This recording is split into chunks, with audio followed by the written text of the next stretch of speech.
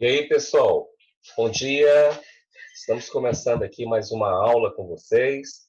Pontualmente, 8 horas e 55 minutos. Aula de hoje, a gente vai dar sequência ao nosso conteúdo, lembrando que nessa quarentena a sua melhor amiga é a apostila número 5. Legal?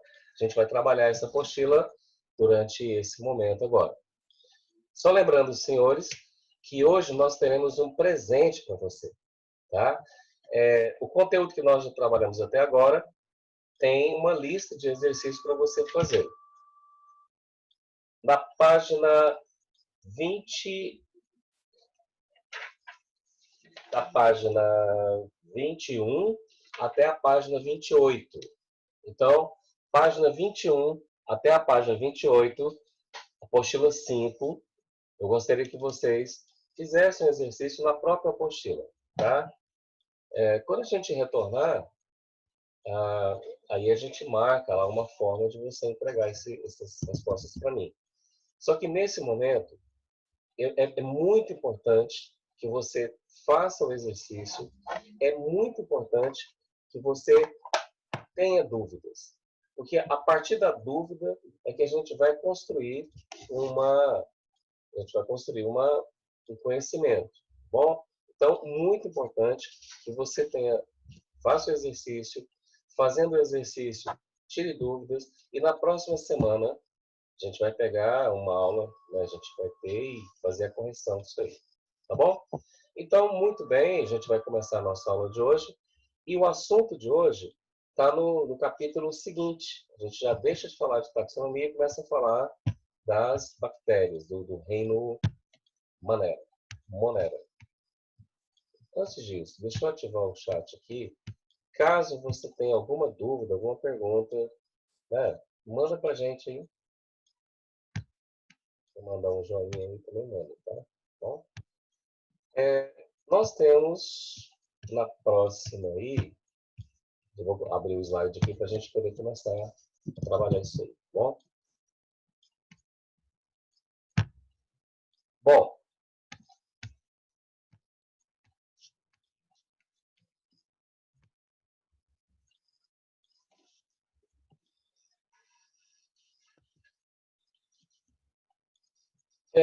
o que nós vamos trabalhar agora é a sequência do conteúdo, continua sendo taxonomia, só que agora a gente vai entrar dentro do contexto. Nós temos aí o reino bactéria. Só lembrando que esse reino, num passado bem próximo, né, alguns anos atrás, a gente ainda falava de reino Monera. Lembra? O reino Monera, que ainda aparecem em algumas questões, né? Reino Monera era o reino dos procariontes. Hoje, nós temos a divisão desse reino. A gente tem o reino Arquia e temos o reino Bactéria ou Eubactéria. Dá na mesma, tá bom? Isso está lá na página 30 da apostila 5. A apostila sua agora é fundamental, velho. A gente vai ter... Inclusive, a minha sugestão é que você começasse a ler e começasse a fazer isso aqui, ó. Vai grifando as informações que são importantes. A partir do momento que você lê e você grifar as informações que são importantes, você começa a fazer um caderno. Vai resumindo esse conteúdo no seu caderno. É mais ou menos o que eu estava fazendo com você em aula presencial. É o que nós, professores, fazemos. A gente pega o conteúdo, a gente resume para você fazer um caderno, a gente explica, e no meu caso, vocês se lembram, a gente fazia uma leitura em sala para destacar os pontos, as ideias principais, e a partir dessas técnicas, a gente faz com que o aluno entenda esse conteúdo. Mas você está em casa agora. Infelizmente, a gente está vivendo uma pandemia, e durante essa pandemia, que eu espero que termine muito rápido, mas a gente não tem nenhuma noção de quando isso vai terminar. Então, até lá, cria essa técnica de estudo. Pega a sua apostila, leia o assunto da aula do dia, grifa as ideias que você tiver dúvida ou as ideias centrais do texto, faça um resumo e agora com os exercícios você pode tirar alguma dúvida, tá bom?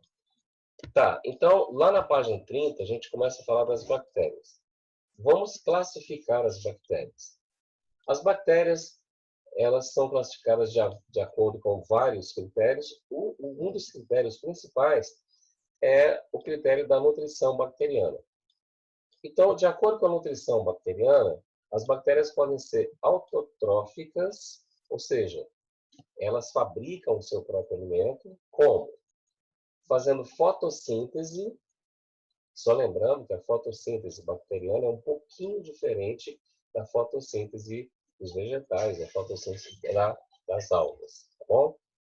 Através de fotossíntese ou através de quimiossíntese. Quimiossíntese é um processo onde a bactéria vai desmontando moléculas orgânicas e vai tirando a energia que está presente lá na ligação química dessas moléculas. Nas duas situações, eu vou dizer que as bactérias são autotróficas. Elas não precisam de um outro organismo vivo para sobreviver. Elas fazem o próprio alimento, elas se viram para conseguir a própria energia. Tá. Também nós temos as bactérias que são heterotróficas. A palavra hétero significa diferente. Então, ela é diferente da produção do alimento. Ela precisa tirar esse alimento do meio ambiente onde ela vive. Então, nesse caso, a gente vai ter uma outra divisão. A gente vai ter bactérias que são respiradoras, aquelas que, de alguma forma, elas precisam do oxigênio ou de um outro gás para poder ajudar na retirada desse nutriente. Nas bactérias respiradoras, a gente tem anaeróbias, algumas que usam oxigênio em determinada situação e aquelas que não usam oxigênio em situação nenhuma. É o caso, por exemplo, das bactérias que causam tétano. Quando ela está exposta ao oxigênio, ela morre. Por isso que muita gente que sofre um corte com vidro, com madeira, um prego, um metal velho, a primeira providência quando chega no pronto-socorro é jogar água oxigenada. Que a água oxigenada, com essa bactéria ela anaeróbia, ela não vai fazer isso. Tá? Ela não vai gostar muito de oxigênio. Então, só lembrando, senhores e as senhoras, que a gente vai ter, de acordo com a respiração, bactérias que não precisam do oxigênio e bactérias que precisam do oxigênio, que são aquelas que respiram, assim como nós estamos respirando nesse momento. E temos as bactérias que são fermentadoras. Cara, uma bactéria fermentadora, ela vai fermentar e ela vai produzir, a partir da fermentação, a energia que ela precisa para sobreviver. Tudo bem? Tá. Então, de acordo com a nutrição, você vai ler isso no texto, você vai perceber que a minha aula ela é muito próxima da sua apostila. Por que eu faço isso? Para a gente ter uma interação. Aula, apostila, conteúdo, dúvidas, exercícios, tudo conectado no mesmo material, tá bom? Tá, aí nós temos aqui, se você chegar na página 31, você vai perceber que tem lá uma estrutura de uma bactéria. Aqui nós temos as principais estruturas de uma bactéria. É uma bactéria do formato a gente chama essa bactéria parece uma cápsula bacteriana, né? Então nós temos aqui, nessa cápsula bacteriana, a camada externa, ela é formada por uma parede celular. Então toda bactéria vai ter parede celular e essa parede celular ela é formada por peptidoglicano. É um composto de carboidrato e proteína, tá bom? Em volta da bactéria, a gente vai ter, parece pequenos fiapinhos aqui na cápsula, que são as fímbrias. As fímbrias vão ter um papel muito importante durante a reprodução bacteriana. Tá? Debaixo da parede celular, eu vou ter a membrana plasmática. Então, a membrana plasmática, aqui onde está a setinha do mouse, a membrana plasmática, ela está presente em todo tipo de célula. Mesmo nas bactérias que não têm um núcleo ainda, que não tem um envoltório em volta do material genético. Então, o DNA bacteriano ele está em forma de nucleóide. Como assim?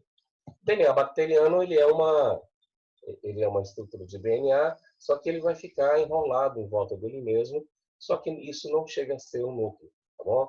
Então, só lembrando, bactérias são procariontes, bactérias não têm núcleo. Qual é a principal estrutura de uma bactéria? A gente vai ter uma parede celular, a gente vai ter uma membrana plasmática, vai ter um citoplasma, e dentro desse citoplasma, a gente vai encontrar essas pequenas manchinhas pretinhas aqui, são ribossomos. Os ribossomos bacterianos, eles são as únicas organelas que tem uma bactéria. Tá bom? Fica bem fácil você lembrar. Nessa mesma página aí,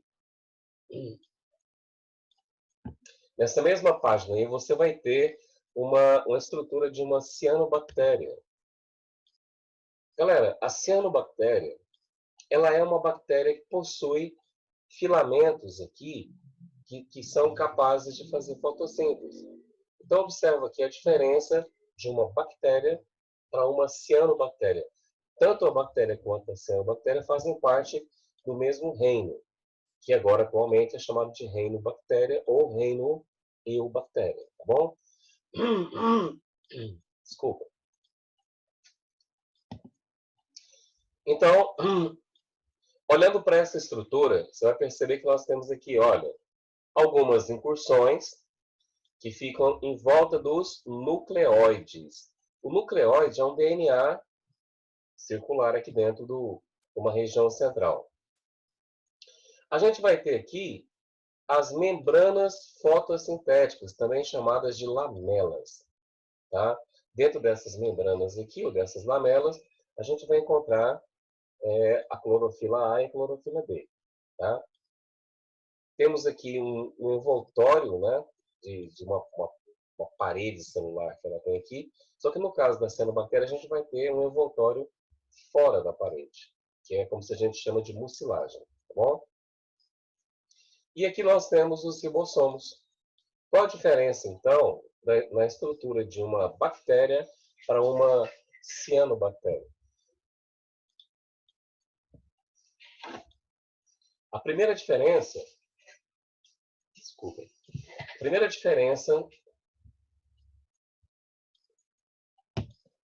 seria a presença de esse envoltório extra, tá, na mucilagem. Segunda diferença seria a presença de lamelas fotossintetizantes, capazes de fazer fotossíntese. Dúvidas? Perguntas? Tá ótimo, né? Outra forma de classificar as bactérias é de acordo com, a gente fala, com o tipo de envoltório que ela tem. Apesar de toda bactéria ter uma parede celular, o que a gente percebe? A parede celular de determinadas bactérias é diferente de outras. Então, nós temos aqui o que a gente chama de classificação pelo sistema Gram. Um cientista holandês chamado Hans Christian Gram, ele percebeu que se você colocar um tipo de coloração em uma cultura bacteriana, algumas bactérias ficavam coloridas, assimilavam bem aquela cultura, enquanto outras não assimilavam. Qual que é a importância disso nos dias de hoje? A importância disso nos dias de hoje é que se a tinta entra, antibióticos também podem entrar. Cara, isso é muito importante. Então, hoje, a gente tem antibióticos que são exclusivos para bactérias que são gram-positivas. Tem antibióticos que vão matar bactérias que são gram-negativas. Então, se a bactéria for gram-positiva, observe isso aqui. Ela coloriu, ela é gram-positiva. A gente vai observar que a parede celular dela e a membrana plasmática dela são uma estrutura dividida em duas partes. Então, a gente vai ter uma parede formada de peptidoglicano e vai ter uma membrana. Agora, observa a bactéria que é gram-negativa. A gente vai ter uma membrana interna, a gente vai ter a parede de peptidoglicano e mais uma membrana externa. É como se fosse um sanduíche. Na sua apostila tem um desenho que é muito parecido com esse. É um desenho que é bem similar a esse esquema aí. Então, se a bactéria é gram-positiva, ela vai ter uma estrutura de parede celular mais simples do que a bactéria negativa. Isso facilita a entrada de substâncias. Se ela é gram-positiva, o antibiótico vai entrar com mais facilidade. Isso foi uma descoberta que facilitou muito o combate a doenças bacterianas, que a gente vai ver daqui a alguns minutos, ou na próxima aula. Né? Bom, o que nós temos aí? Antes de dar sequência desse conteúdo, deixa eu falar para você sobre um livro, que é um livro da doutora Alana Collin. Ela é bióloga, né? Assim como eu, ela é bióloga. Ela é uma bióloga americana e ela faz pesquisas. O que a Alana descobriu? A Alana, ela pegou uma infecção no pé e quando ela toma um monte de antibióticos para aquela infecção no pé, ela percebe mudanças no corpo dela. E ela começa uma pesquisa que dura já quase 20 anos, e nessa pesquisa ela descobriu uma coisa muito interessante.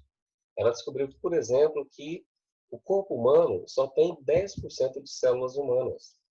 Nós somos 90% micro-organismos. Nós somos fungos, vírus, bactérias e outros micro-organismos. E a maioria desses micro-organismos são bactérias. Então, esse livro, ele é muito importante, porque, além dele fazer essa revelação, ele também vai explicar para a gente vários papéis positivos das bactérias. E a gente costuma falar de bactérias e imaginar que bactéria é sinônimo de doença. Não é bem assim. Nesse livro, que inclusive está disponível na internet, você pode, né, baixar esse livro aí sem nenhum custo, é uma informação científica, e a forma que a doutora Alana descreve, ela narra o livro, é muito próximo de um livro, quase uma conversa, quase uma aula, muito, muito interessante. Então, por exemplo, as bactérias elas vão fabricar vitaminas. Isso, bactérias que moram no nosso intestino, elas produzem vitaminas em troca da sua permanência ali. As bactérias vão ajudar na digestão. Muito importante isso. Bactérias nos protegem contra... Elas ativam o sistema imunológico. Então, é muito importante você desmembrar essa imagem de bactéria e doença. Nem sempre as bactérias estão relacionadas com doença. Na verdade, tem bactérias que combatem bactérias nocivas no nosso organismo. Tá, você vai ler esse livro, depois a gente vai comentar sobre esse assunto, tá bom? Outra forma de eu classificar as bactérias seria de acordo com a estrutura, de acordo com o formato dessa bactéria. Se essa bactéria ela é redonda, nós teremos cocos. Se essa bactéria ela tem um formato de cápsula, a gente vai ter os bacilos. Se essa bactéria tem um formato de vírgula, ó, lembra muito uma vírgula assim aqui, ela vai ser chamada de vibrião. E assim por diante. Agora, um outro dado é que essas bactérias podem formar colônias. Então, eu posso ter uma classificação de acordo com colônia. Legal? Então, de acordo com a colônia, eu posso ter... Acompanha comigo. Se esses cocos aqui resolvem se juntar de 2 em 2, eu posso ter uma colônia chamada Diplococcus. Se esses cocos formam uma fileira, que pode chegar a milhares de bactérias coladas uma na outra, e normalmente essa formação de colônia é uma reação a mudanças do meio ambiente. Tá bom? Então, por exemplo, quando o meio ambiente está mudando, as bactérias ou elas morrem, ou elas podem se reproduzir e mudar algumas características recebendo o DNA que está no ambiente, ou elas podem se agrupar formando essas colônias que fica mais difícil do medicamento agir. Então, por isso que às vezes o médico ele passa uma medicação, quando ele percebe que a doença persiste, ele às vezes troca essa medicação para um antibiótico mais potente, ou que a gente chama antibiótico de amplo espectro. Por quê? Porque talvez ele não esteja combatendo uma bactéria, esteja combatendo uma colônia. Então, se ela tiver, no caso dos cocos, as bactérias que costumam formar colônia, geralmente são os cocos e os bacilos, tá? Os cocos redondos, os bacilos, eles são formados aí parecendo essa cápsulazinha. Se por acaso as bactérias redondas se aglomerarem, parecendo uma espiga de milho, uma coisa toda entrelaçada, a gente vai falar de uma colônia chamada Staphylococcus, tá bom? Deixa eu voltar aqui um minutinho. Staphylococcus, está aqui. Agora observa aqui, nós temos uma bactéria aqui que ela parece uma salsichazinha, tá vendo? Ela pode inclusive aparecer toda enroladinha. Essa bactéria, ela é o que a gente chama de espirilo. Se eu tivesse sala de aula, eu faria uma piadinha aqui em cima dos espirilos. Aqui, né? Então, meninos, meninas, bacilos. Eu posso ter também colônias de bacilo. Então, eu posso ter diplobacilos, streptobacilos, posso ter também os estafilobacilos. Tá. Reprodução bacteriana. Se você imaginar que a cada 20 minutos, em média, a gente tem uma bactéria virando duas. Essa reprodução assexuada é o que a gente chama de reprodução por bipartição ou reprodução por cisciparidade. Então, vamos observar esse esquema aqui. Nesse esquema aqui, você tem o material genético da bactéria aqui. No próximo momento, ela duplicou o material genético.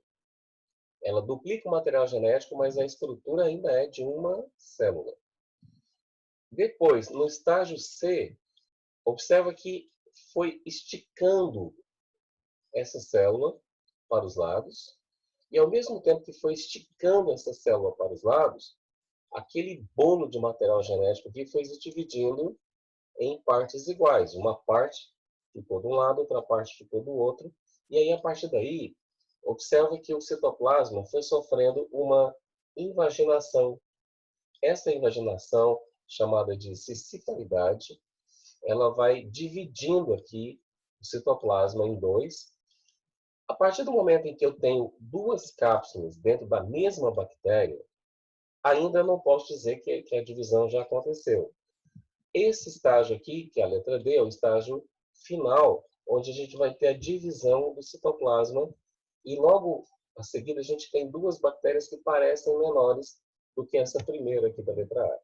Só que o que vai acontecer é que o material genético já tem o mesmo tamanho. Se você observar aqui, o material genético é o mesmo tamanho da primeira. Então, essa bactéria aqui ela vai incorporar líquidos e ela vai fabricar uma parede um pouquinho maior, e em alguns minutos, isso tudo aqui aconteceu em mais ou menos 20 minutos. Então, quando de manhã você escova os dentes, por exemplo, você está eliminando aí mais ou menos 90, 92% das bactérias que tem na nossa boca. Só que essas bactérias, lembra, nem sempre as bactérias são sinônimo de doença. Várias bactérias da nossa boca, inclusive, nos protegem contra ameaças do ambiente. Mas aí você foi lá e escovou, as bactérias que estavam no seu dente, mais ou menos 92%, foram eliminadas. As outras, elas vão continuar se reproduzindo a cada 20 minutos. No final de 3 ou 4 horas, mesmo que você não tenha comido nada, mesmo que você não tenha ingerido alimento, você já vai ter uma quantidade de bactérias muito grande na sua boca, e essa bactéria, inclusive, é importante. É importante comer, principalmente alimentos fibrosos. Maçã. Cria o hábito de comer uma fatia de maçã de vez em quando, porque a maçã consegue pegar esse excesso de bactérias que está na nossa boca e levar isso para o tubo digestório. Legal?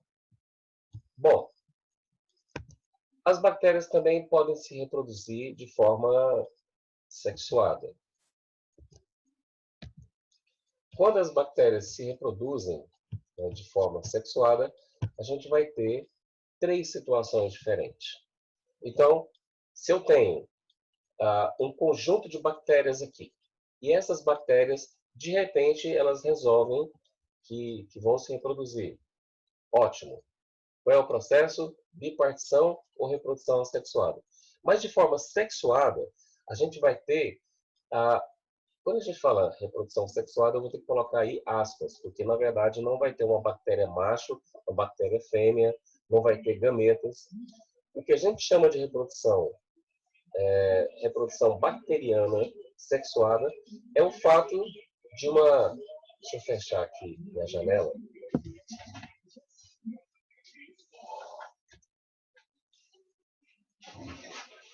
Passa uns doidos aqui fazendo barulho com esses caminhões de som. Então, quando eu falo que a reprodução ela é sexuada, eu estou falando que essa bactéria incorporou DNA em seu material genético. A gente vai ter 3 situações. Na próxima aula, que vai acontecer daqui a pouco, né, meio-dia e 25, a gente vai detalhar esse assunto. Mas só para você já ir assimilando. Então, ela tem 3 formas de incorporar esse material genético. Primeiro, ela está no meio ambiente. Vamos pegar aquela bactéria que estava lá nos dentes. Né? De repente, ela, do lado dela, na escovação, morreu alguém. Que quando você está escovando aqui os dentes aqui, você está destruindo mecanicamente algumas bactérias. E aí, aquela bactéria que estava lá no meio do seu dente, lá por acaso você não passou um fio dental e ela não morreu, só que do lado dela alguém morreu e deixou um material bacteriano ali. Na hora que aquele material bacteriano ali, material genético bacteriano está ali, e ela incorpora esse material, de alguma forma, é um processo que ela vai produzir células diferentes do que ela tinha. Se ela pega esse material genético que ela encontrou no meio ambiente, e incorpora no material dela, e a partir daí ela começa a produzir bactérias diferentes do que ela era, a gente costuma chamar esse processo de transformação. Então, a transformação ela é um tipo de reprodução sexuada bacteriana. Ótimo. Segundo tipo. No segundo tipo, uma bactéria está ali e, de repente, um vírus ele chega e vai incorporar o material genético de outra bactéria. Pode acontecer isso. Então, se um vírus está incorporando o material genético de outra bactéria, eu vou ter um processo chamado transdução. Na transdução, também vai acontecer dessa bactéria produzir fibras diferentes. E, por último, a gente tem um processo que é bem mais elaborado. É quando uma bactéria pode encontrar outra bactéria e pode criar um canal de comunicação entre elas. Esse canal vai se chamar conjugação. Esse canal permite que passe uma cópia do material genético de uma bactéria direto para outra. Pessoal, nossa aula já está acabando. Temos uma pergunta aqui no chat. Vamos responder agora. Eu meio que revivi a outra bactéria. O Nereu, eu meio que não entendi a sua colocação aqui, né? Vai lá, explica melhor pra gente aí. Eu meio que revivi a outra bactéria. Tá, enquanto você pensa aí, eu vou dando tchau para vocês. Foi excelente essa aula. Eu espero que todo mundo tenha isso. Vamos lá, todo mundo? Eu espero que todo mundo tenha gostado. E eu conto com a audiência de vocês ali, meio-dia e 25. Tá ótimo? Tchau.